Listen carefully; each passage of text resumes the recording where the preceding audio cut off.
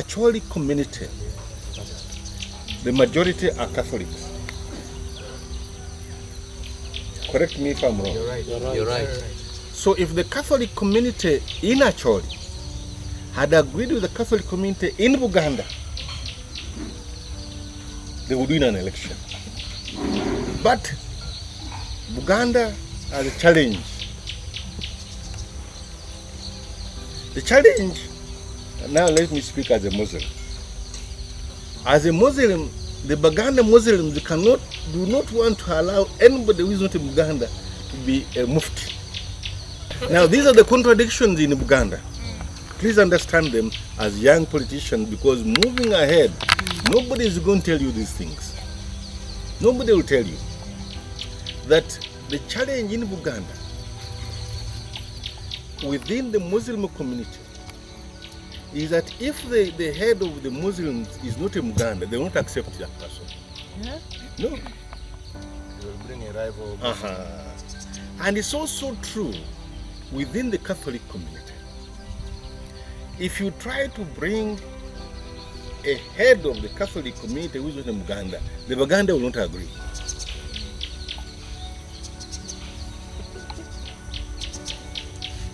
Okay? So these are facts, these are undercurrents. These are undercurrents, nobody is going to tell you about them, but they shape what happens around us. True. They shape the nature of elections. So Chagulanyi cannot win an election unless if Acholi and Uganda come together. You can't. Nobody will ever win that. And if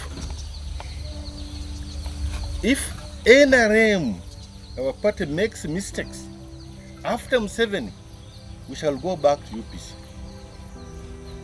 Nobody is going to tell you that, I'm telling you that. Because many of us have told you this, I will never criticize my president In publicly. public, yeah. I will not do that. That's true. And in the classroom, the first disclaimer I make is, you young people, you want to criticize Museveni, please don't do it in front of me. And that is it. They just know that this is the Museveni man, and that is the end.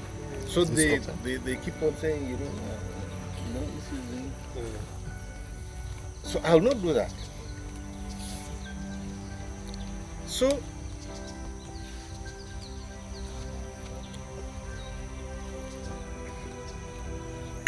the elections that were done in this country were done without ideology. Chagulanyi comes in funded by those people who were funding Besigye, knowing that Besigye had tried 4 times and failed to unseat Museveni. So they tried an alternative, which alternative they thought is really popular, but they don't know the undercurrents. So this election had no ideology. There were issues to do with the protest votes, disorganization within NRM. Now you as young leaders who want to lead this country in the years ahead, you must understand what ideology is. Ideology is simply how to govern a state. Very simple terms. How to govern a state. What method do we want to use to govern a state? There are sharp contradictions in capitalism and socialism. To make it simpler, capitalism believes in a very limited role of the state in the governance of the country. Socialism believes in heavy state intervention. So those of you who've done economics, you know that when they're talking about capitalism, they're saying the private sector should be the one to lead growth of an economy.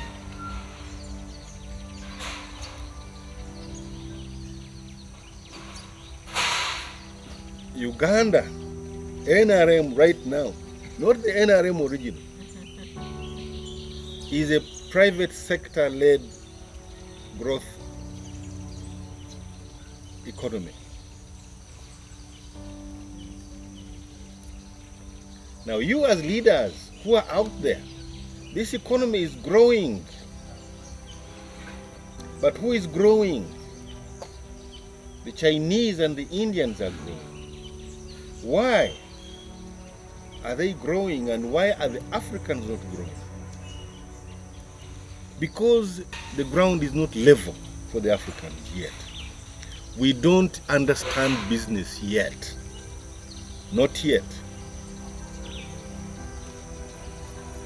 So when you take us to the field to play with Chinese and Indians, we lose it.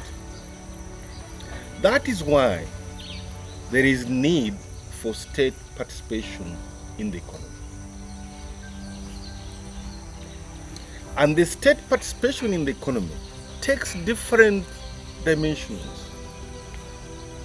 The original state participation in the economy is through police and defense. That is all. So if you go to a country like the US, which is highly capitalist, they don't participate in anything else other than defense and police. Europe has a heavy participation of the state. There are more public enterprise, parastatals in France. But when they come here, they tell you, no, you open up. And you are opening up to somebody from Kataka. In Uganda, the British dominated us.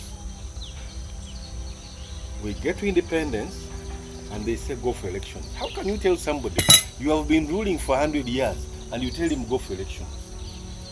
What is going to happen? But they were busy telling us you fight for elections. So when they were ruling us, there were no elections. When they leave us with elections after dividing us.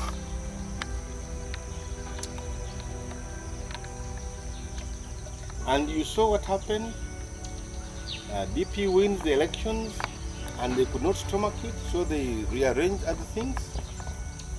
And the pre-independence politicians believed that capitalism would not work. The Obote, the Kenyattas, the Nyereres, the Kwame Nkrumahs, they believed capitalism would work.